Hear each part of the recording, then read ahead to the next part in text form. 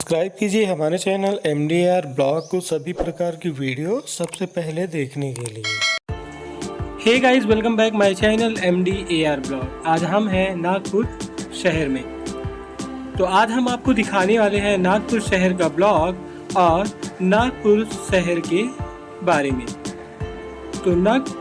तो गाइस, नागपुर भारत के महाराष्ट्र राज्य का तीसरा सबसे बड़ा शहर है और यह महाराष्ट्र और भारत का एक प्रमुख नगर भी है और भारत के मध्य में स्थित है। नागपुर को महाराष्ट्र की उप राजधानी होने का दर्जा प्राप्त है।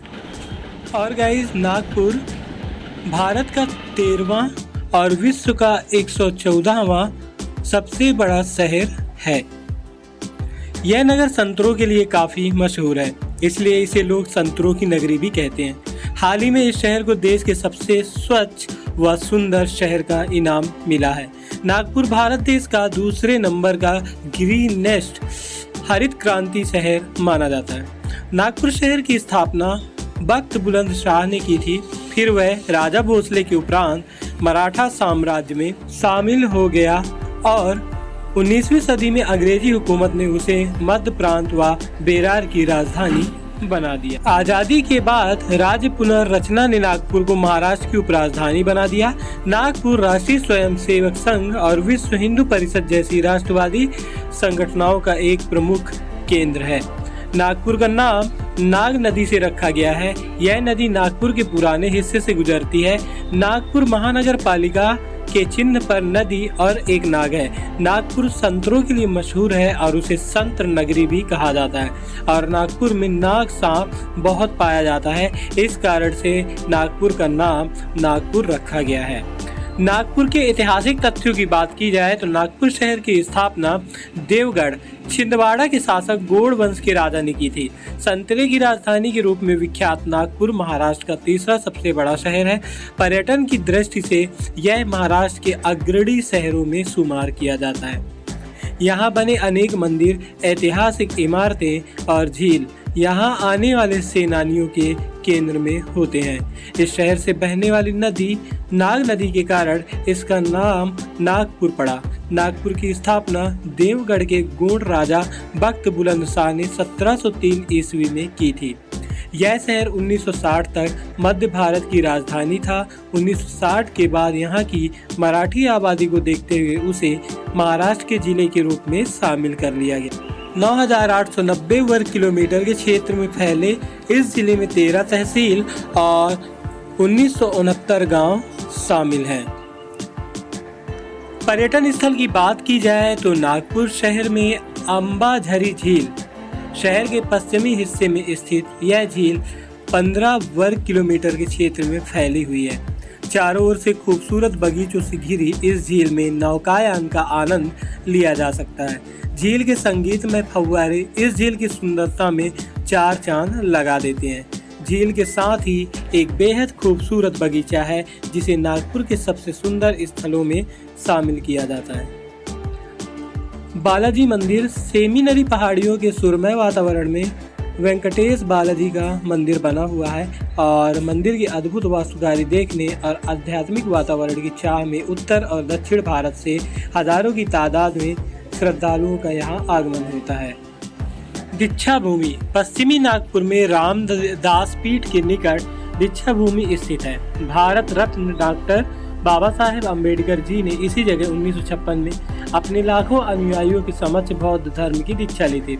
हर साल बौद्ध धर्म के अनुयायी लाखों लोगों की संख्या में आकर भेंट देते। इसी कारण यह स्थान तीर्थ स्थल के तौर पर माना जाता है। इस स्थान पर एक मेमोरियल भी बना हुआ है। सांची के स्तूप जैसे एक शानदार इमारत का यहाँ निर्माण किया गया है जिसे बनवाने में लगभग 6 करोड़ रुपये खर्च हुए थे। इस इमारत के प्रत्येक खंड में एक साथ 5,000 भिक्षु ठहर सकते हैं।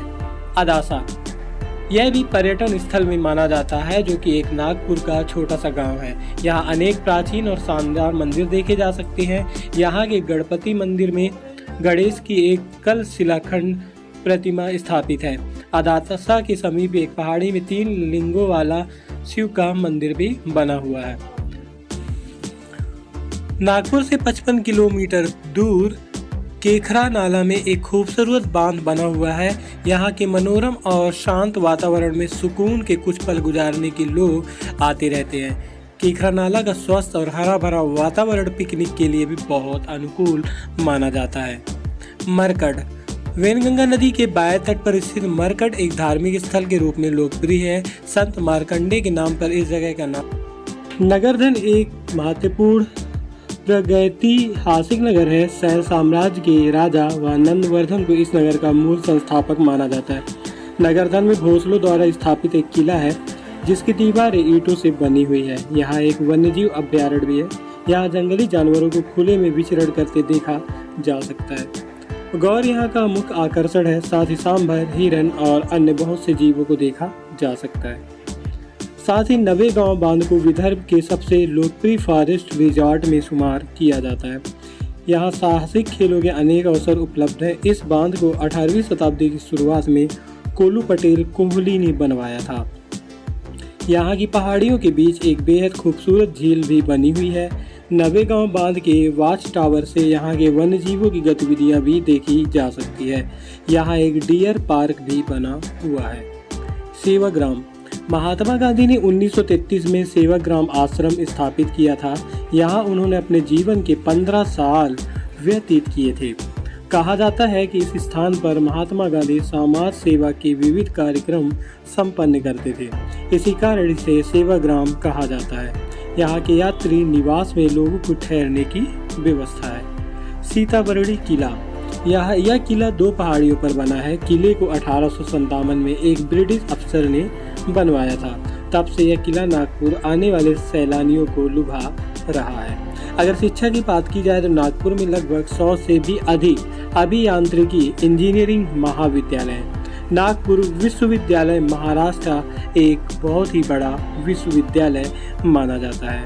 नागपुर आने जाने के लिए आवागमन का जो साधन है वो कुछ इस प्रकार है। डॉक्टर बाबा साहब अम्बेडकर अंतर्राष्ट्रीय विमान क्षेत्र, जिसे सोनेगांव एयरपोर्ट भी कहते हैं, यहाँ का सबसे नज़दीकी एयरपोर्ट है जो सिटी सेंटर से 6 किलोमीटर की दूरी पर स्थित है। और इस घरेलू एयरपोर्ट से देश के कई शहरों के लिए फ़्लाइटें अवेलेबल रहती है। रेल मार्ग की बात की जाए तो नागपुर जंक्शन रेलवे स्टेशन राज्य का एक प्रमुख रेलवे जंक्शन है। मुंबई, दिल्ली, कोलकाता, चेन्नई, कोल्हापुर, पुणे, अहमदाबाद, हैदराबाद, वाराणसी, गोरखपुर, भुवनेश्वर, पटना, मंगलोर, इंदौर और सीतामढ़ी आदि शहरों से यहाँ के लिए सीधी ट्रेनें हैं। यह मध्य रेल का एक बहुत बड़ा और व्यस्त भाग है। सड़क मार्ग राष्ट्रीय राजमार्ग 44, राष्ट्रीय राजमार्ग 47 और राष्ट्रीय राजमार्ग 53 नागपुर को देश के प्रमुख शहरों से जोड़ता है। मुंबई, संबलपुर, कोलकाता, वाराणसी और कन्याकुमारी जैसे शहरों से यह सड़क मार्ग द्वारा पहुंचा जा सकता है। नागपुर में सिटी बस की सेवा भी उपलब्ध है जो शहर में लोगों को शहर में एक जगह से दूसरी जगह तक ले जाया जा सकता है। और गाइस, नागपुर की आबादी की बात की जाए 2011 की जनगणना के अनुसार नागपुर की आबादी जो है 46,53,570 है, जो कि नागपुर महानगर क्षेत्र भारत का 13वां सबसे बड़ा शहरी समूह है। इसे हाल ही में सबसे स्वच्छ शहर और भारत के दूसरे हरित शहर के रूप में भी स्थान दिया गया है। और नागपुर प्रसिद्ध क्यों है तो नागपुर में ऑरेंज सिटी या नारंगी नगर के नाम से भी जाना जाता है, क्योंकि यहाँ उगाए जाने वाले संतरों का एक व्यापारिक केंद्र है। मुंबई और पुणे के बाद महाराष्ट्र का 3रा सबसे बड़ा शहर। पूर्व में नागपुर भोसले शासकों की राजधानी थी। इन सब चीज़ों के बाद महाराष्ट्र का नागपुर शहर गंगा जमुना के नाम से भी प्रसिद्ध है, जो कि एक रेड लाइट एरिया माना जाता है। और यहाँ बहुतायत में देव व्यापार होता है, जो कि नागपुर रेलवे स्टेशन से पास ही पड़ता है।